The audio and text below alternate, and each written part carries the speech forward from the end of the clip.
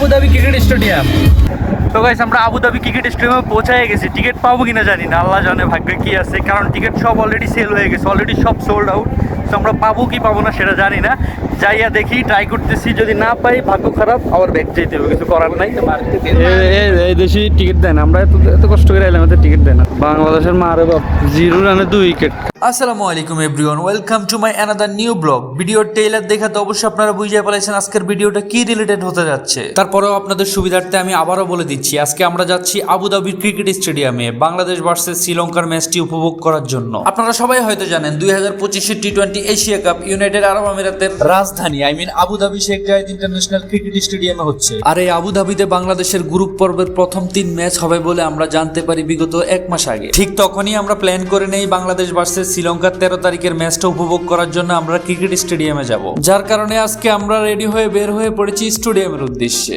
So finally আমাদের ড্রাইভারও চলে আসছে আমাদেরকে ড্রপ দেওয়ার জন্য। আসলে ড্রাইভার বললে ভুল হবে, উনি আমাদের একজন বড় ভাই। আমরা ওনাকে রিকোয়েস্ট করি আমাদেরকে স্টেডিয়ামে ড্রপ দেওয়ার জন্য। বেসিক্যালি আমাদের রুম থেকে ট্যাক্সি দিয়ে স্টেডিয়ামে যেতে হলে 70 to 80 AED খরচা হবে, 70-80 দিরহাম খরচা হবে। আর আমরা চাচ্ছি না আমাদের টাকাটা খরচা হোক, যার কারণে ভাইকে রিকোয়েস্ট করা। তো যাই হোক, এত জল্পনা কল্পনার পরেও যে স্টেডিয়ামের ভিতরে ঢুকে ম্যাচটা দেখতে পারি নাই, সেটা হচ্ছে আমাদের বড় আফসোস। কারণ আপনারা অলরেডি দেখে ফেলাইছেন আমার ট্রেইলারে যে আমরা স্টেডিয়ামের ভিতরে ঢুকতে পারি না। আর কেন ঢুকতে পারি নাই সেটাও আমি আপনাদের সাথে শেয়ার করবো, তাই স্কিপ না করে ধৈর্য সহকারে পুরো ভিডিওটা দেখতে থাকুন। বেসিক্যালি আজকের দিনটা ছিল স্যাটারডে, আর স্যাটারডে সানডে এই দেশের 80 to 90% মানুষের উইক অফ থাকে। আর এই উইক অফ থাকার কারণে ক্রিকেট লাভাররা সবাই ডাইনে বামে না তাকায় আমার মতো স্টেডিয়ামের উদ্দেশ্যে সিধা রওনা দিয়ে দেয়। আপনারা জানেন কিনা জানি না, আবুধাবি ক্রিকেট স্টেডিয়ামে সিটিং ক্যাপাসিটি খুবই কম। ডাইন সাইড এবং বাম সাইডে বসার কোনো জায়গা নেই, শুধু আগে এবং পিছনে বসতে পারবেন। সো প্রথমত সিটিং ক্যাপাসিটি কম, দ্বিতীয়ত মানুষের চাপ বেশি ছিল, তৃতীয়ত টিকিট সব সেল হয়ে যায় অনলাইনে।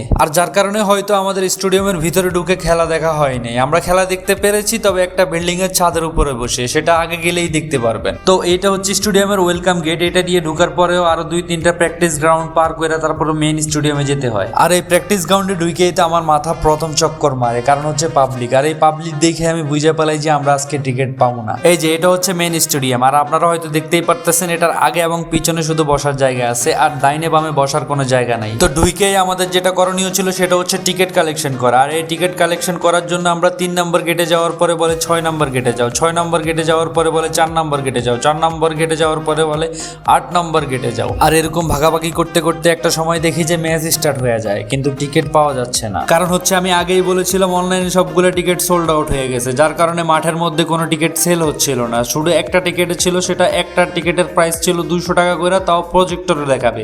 আর 200 টাকা মানে হচ্ছে বাংলাদেশের টাকায় 7 থেকে 8 হাজার টাকা, আর ওটা আমাদের জন্য অ্যাফোর্ডেবল না। তো কি আর করা, একদিক থেকে ম্যাচ স্টার্ট হয়ে গেছে, আরেক দিক থেকে টিকিটও পাচ্ছিলাম না। তো একটা বিল্ডিং এর ছাদে দেখলাম আমাদের সাথে যেই মানুষগুলো টিকিট পায় নাই তারা সবাই উঠা পড়লো। আর ওইখান থেকে মোটামুটি ভালোই দেখা যাচ্ছিল, খারাপ না। ফ্রি টিকিটে যা দেখা যাচ্ছে আলহামদুলিল্লাহ। আপনারা হয়তো মোবাইলে দেখা বুঝবেন না যে কেমন দেখা যাচ্ছে, বাস্তবে কিন্তু আরেকটু বেশি ভালো দেখা যাচ্ছিল।